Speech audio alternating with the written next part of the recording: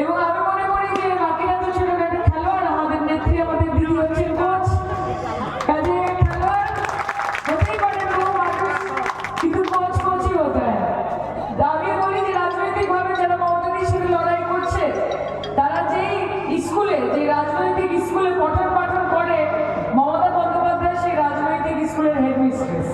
কাজে খেলা আজকেও হবে, খেলা 26-এও হবে। আমার মায়েরা রয়েছেন এখানে, তারা খেলবেন এবং একটার পর একটা গোল হবে। আমরা 2021-এ দেখেছিলাম যে ভাঙা পায়ে দীপেন্দু, ভাঙা পায়ে বিশ্বকাপ কে করেছিল? মমতা ব্যানার্জি।